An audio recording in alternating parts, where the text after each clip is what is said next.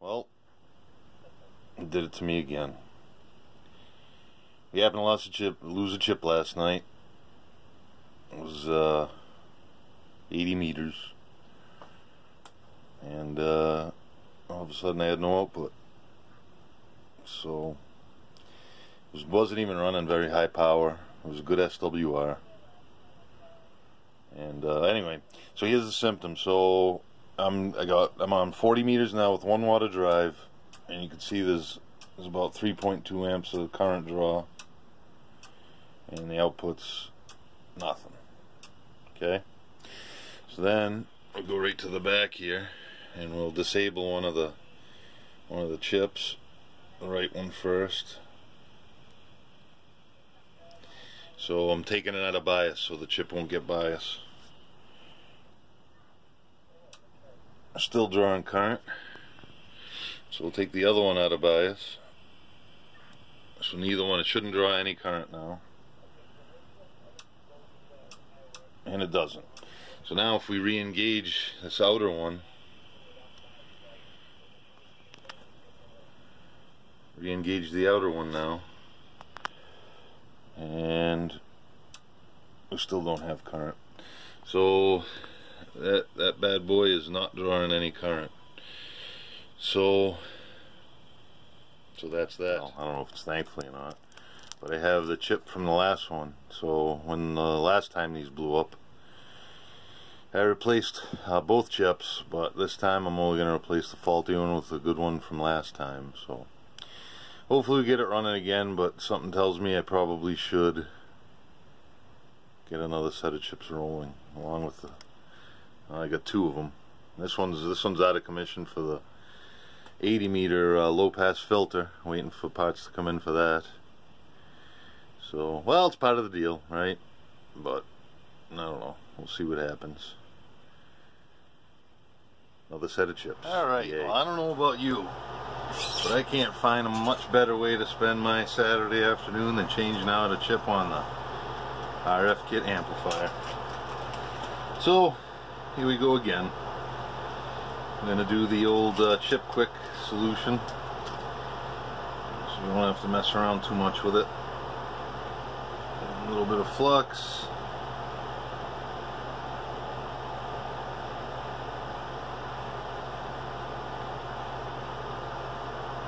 Again, chip quick.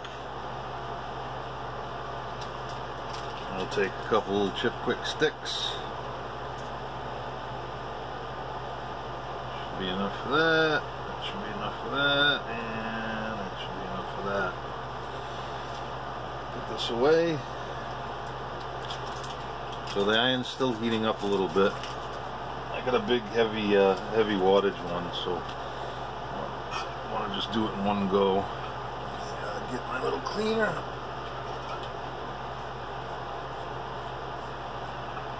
What this is, so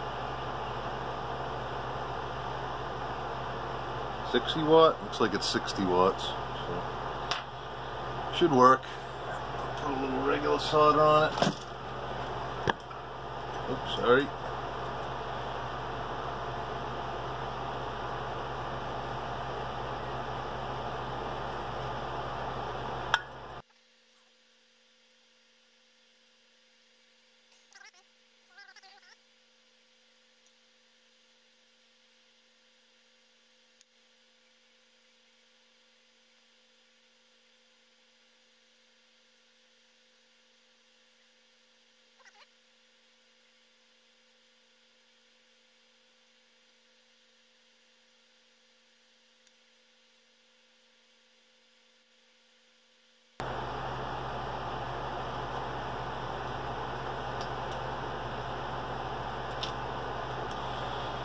Here it is. So I'm going to go ahead and solder wick all the solder up and clean that up and clean off the heat sink, and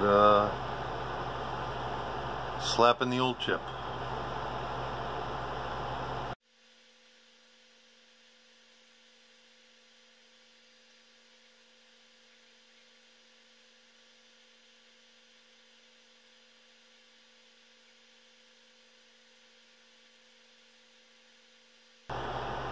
I'll take some rubbing alcohol and clean up all that old burnt flux.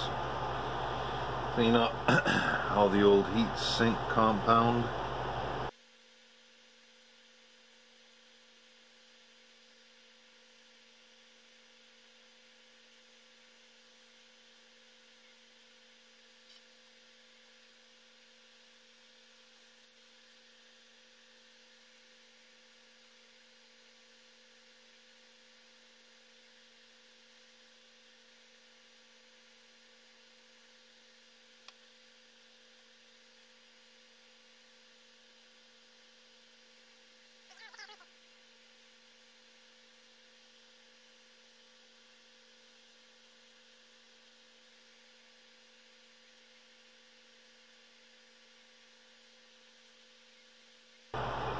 Well, ready for the new one.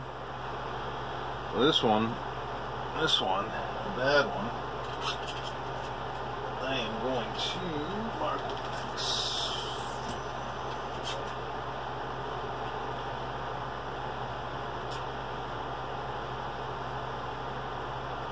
There you go.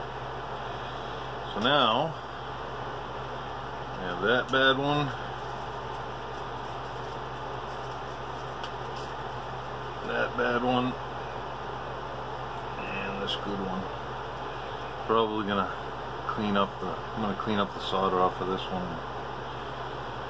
Get it cleaned up.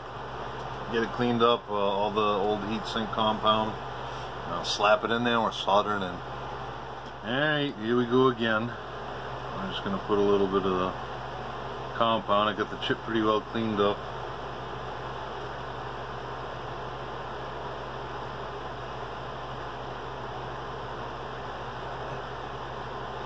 So I'm just gonna spread this out. Well, that's what I'm going with. All right, so this was the good chip from the last time that I blew up a chip. Let's see if it works. I'm just gonna mush it in there.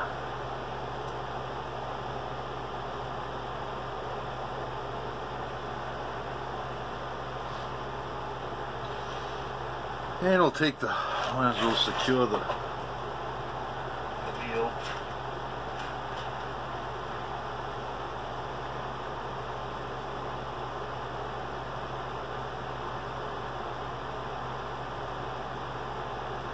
I expect I'm going to have to buy another one anyway, so I'm just taking a chance that this works. Probably going to have to snag another pair of chips. Yeah, well. Gotta be an amateur operator.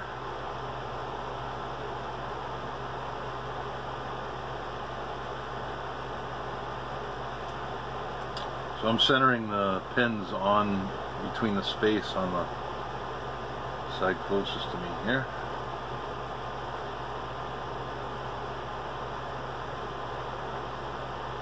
Just barely snugged it.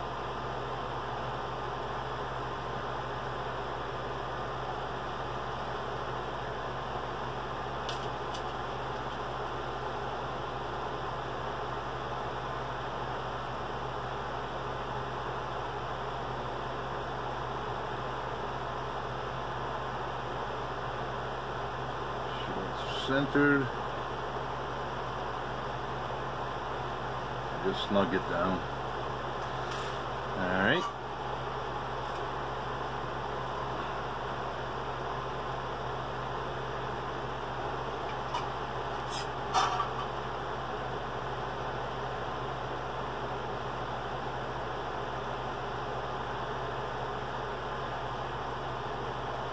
So what I'm going to do is I'm just going to heat this up. Press it down a little bit.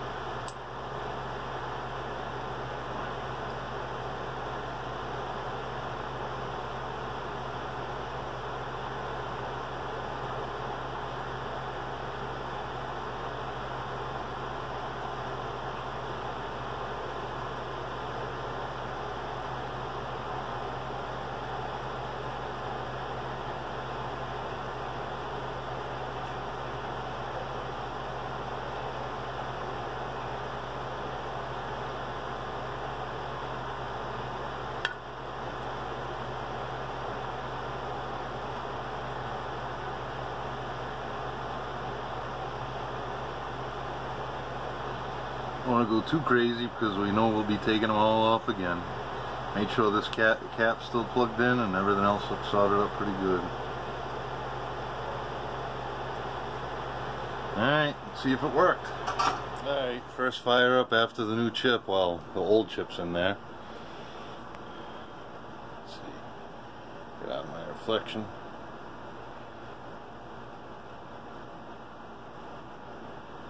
Let's see what happens when that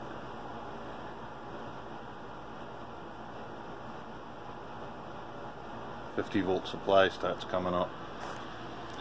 See, they got one in bias and one out of bias, so let's see see what happens. All right, here comes the 50-volt power supply.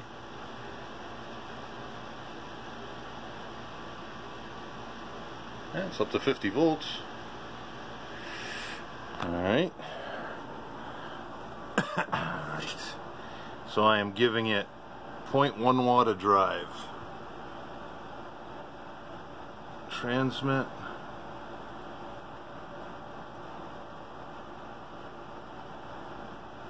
Let's put an operate.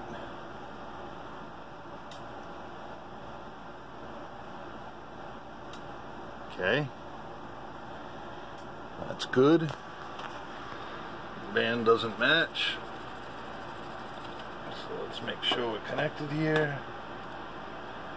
Back connected, it should go to 40 meters. Alright. So we're going to reset it.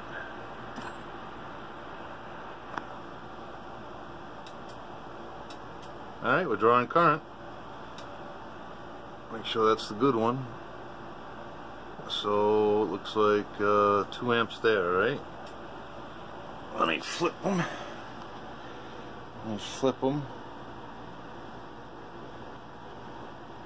So I'm just opposing them now. See what the current draws the other chip.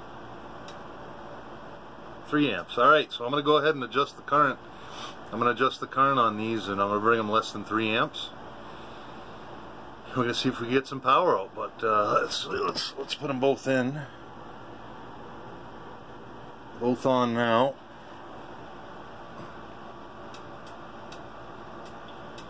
Well, that's good. 0.1 watt of drive is giving me about 40 to 50 watts out. So this seems to be working, thank God. Alright, let me adjust the bias and we'll see how much power it can. There's my 2 casualties of war here. So, I don't know. Maybe I'll hang them on the wall as trophies or something. But we got full output again. The bias is a little low. I'm running it at about 2.9 amps.